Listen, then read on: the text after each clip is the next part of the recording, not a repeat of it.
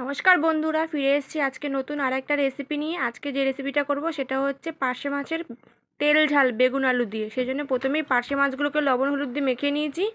এবার কড়াইটা বসিয়ে দিয়েছি উনুনে। কড়াইটা গরম করে তাতে তেল দিয়ে দিয়েছি, তেলটাও গরম হয়ে গেছে। এবার মাছগুলো একে একে সব দিয়ে দেবো তেলের মধ্যে।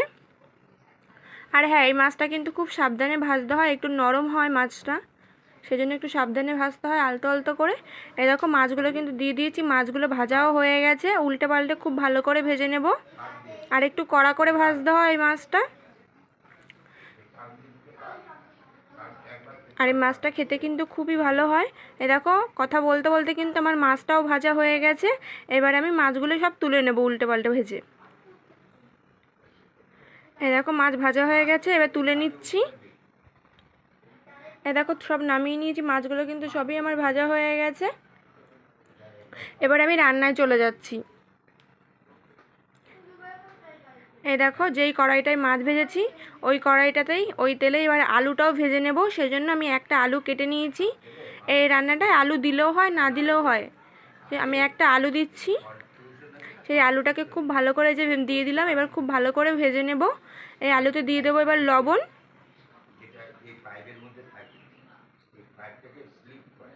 এ দেখো লবণটা দিয়ে দিচ্ছি। এবার দিয়ে দেবো হলুদ। এ দেখো লবণ হলুদ দিয়ে দেওয়া হলো। এবার খুব ভালো করে এই আলুটাকেও ভেজে নেব। এ দেখো আলুটা কিন্তু ভাজা হয়ে গেছে প্রায়। এবার আলুটা আমি তুলে নেব। এ দেখো আলুটা কিন্তু তুলে নিয়ে নিয়েছি।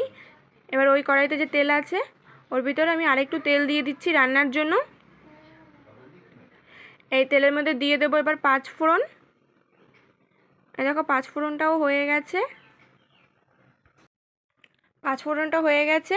এবার দিয়ে দিচ্ছি কিছুটা পরিমাণে পেঁয়াজ।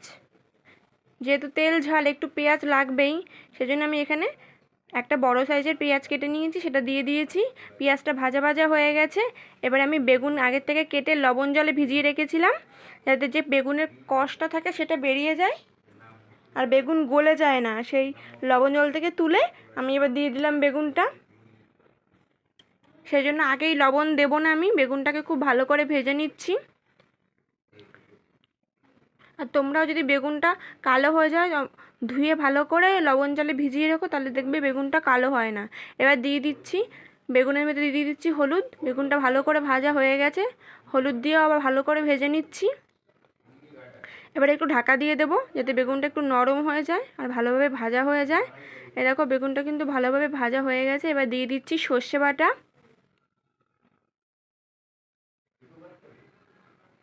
এ দেখো সর্ষে বাটা দিয়ে ভালোভাবে কষানো হয়ে গেছে। এবার দিয়ে দিচ্ছি জিরে বাটা। এগুলো সবই শিলে বাটা মশলা। এ দেখো এবার দিয়ে দিচ্ছি শুকনো লঙ্কার গুঁড়ো। একটু ঝাল ঝাল হবে, আমি এখানে অনেকটা পরিমাণেই শুকনো লঙ্কার গুঁড়ো দিয়েছি। এবার সব মশলা একসাথে দিয়ে ভালোভাবে কষাতে হবে। এবার দিয়ে দেবো একটা পাকা টমেটো। টক টক ঝাল ঝাল হবে খেতে, সেই জন্য।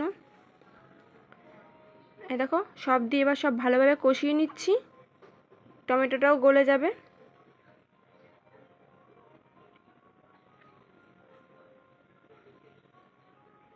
এবার দিয়ে দেবো আলু।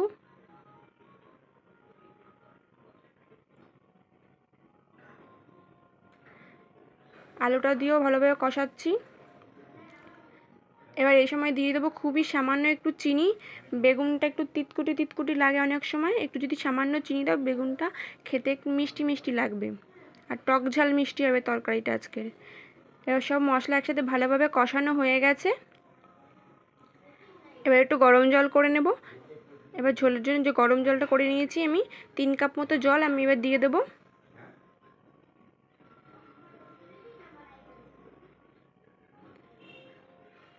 এই দেখো 3 কাপ জল দেওয়া হয়ে গেছে। এবার এটাকে ভালো করে ফুটতে দেব।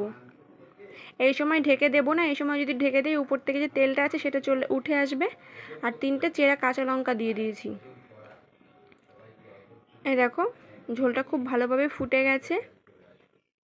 আর দেখো বেগুনগুলো কিন্তু একদম গলে যায়নি, মানে সেদ্ধ হয়েছে কিন্তু গোটা গোটা থাকবে, অনেক সময় দেখবে বেগুন রান্না করলে গলে যায়। আর দেখলাম একটু লবণ কম হয়েছে, সেই জন্য লবণও দিয়ে দিলাম, যেহেতু বেগুনের লবণ মাখা ছিল আমি আর পরে লবণ দেইনি। এবার হয়ে গেছে, এবার মাছগুলোও দিয়ে দিলাম। বেগুন আলু সব ভালোভাবে সেদ্ধ হওয়ার পরে মাছগুলো দিয়ে দিয়েছি। এবার এটা ভালোভাবে ঢেকে দেবো। দেখো ঢেকে দিয়েছি 2 মিনিটের জন্য। 2 মিনিট পরে ঢাকা তুলে নেব। দেখো 2 মিনিট হয়ে গেছে, ঢাকনাটা তুলে নিচ্ছি। আমার এই রান্নাটা পুরো হয়ে গেছে, আমি এবার নামিয়ে নেব। আর তোমরা কে কে এরকমভাবে রান্না করে খাও আমাকে কমেন্ট বক্সে জানাবে। এবার নামিয়ে নিচ্ছি। আর তোমরা আমার ভিডিও অনেকে দেখছো কিন্তু লাইক কমেন্ট শেয়ার করছো না, প্লিজ লাইক করে দিও আর এটা কমেন্ট করে দিও, তাহলে আমি বুঝবো তোমরা কে কে আমার ভিডিও দেখছো। এই যে রান্নাটা হয়ে গেছে, এবার নামিয়ে নিচ্ছি। চলো, আর আমার চ্যানেলটা সাবস্ক্রাইব করে দিও তোমাদের যদি রান্নাটা ভালো লেগে থাকে। আজকের জন্য আসি, দেখা হবে আবার অন্য কোনো ভিডিওতে, ততক্ষণ তোমরা সবাই ভালো থেকো।